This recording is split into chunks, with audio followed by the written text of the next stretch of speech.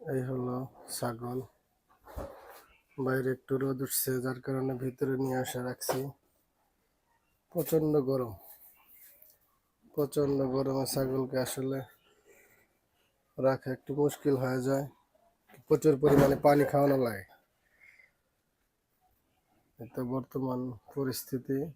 ঘাস খাইতে দিছি, ঘাস খাইয়া বসে আছে, আনমনে বসে আছে। এরা শুধু খেয়েই যাবে, কিন্তু হিটে আসার কোনো নাম নাই। দুজন যুক্তি বুদ্ধি করছে। দুজনে যুক্তি বুদ্ধি করে এও হিটে আসতেছে না, এও হিটে আসতেছে না। এই হলো পরিস্থিতি। কাঁঠাল খাইতে দিছিলাম, কাঁঠাল খাইয়া এই যে মুখে আটা লাগাইছে। তো যারা ছাগল পালন করতে চান, অবশ্যই ছাগল পালন করার আগে ধৈর্য।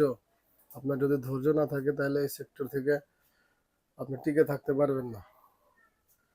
এ পরিমাণ প্রেশার, এ পরিমাণ যন্ত্রণা দেয়।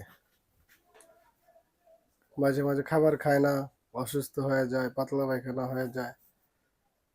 তখন যে আসলে একটা ভোগান্তি।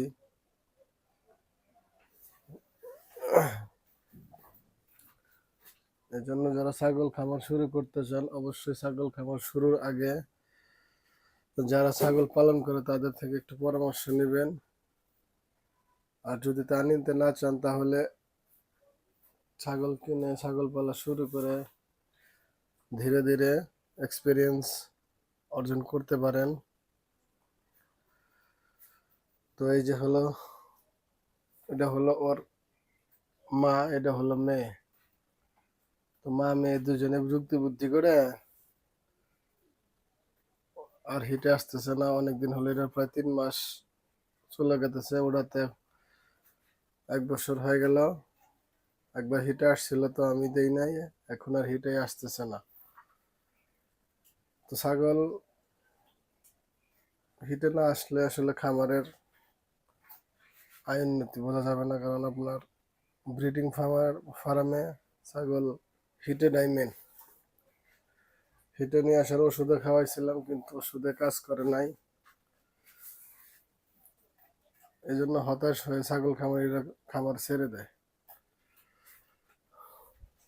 এই জন্য যাই করেন, প্রথমে শুরু করতে চাইলে অবশ্যই 2টা দিয়ে শুরু করবেন।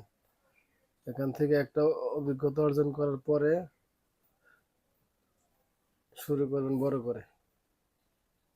তো ধন্যবাদ সবাইকে। সবাই চ্যানেলটা একটু সাবস্ক্রাইব করবেন।